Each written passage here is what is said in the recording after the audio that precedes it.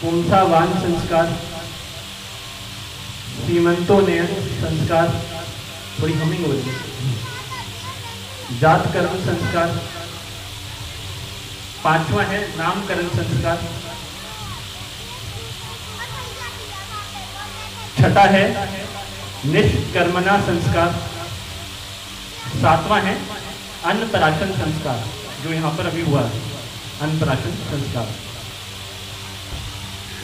इस अन्नप्राशन संस्कार के अंदर बच्चा जो होता है पहली दफा अन्न ग्रहण करता है।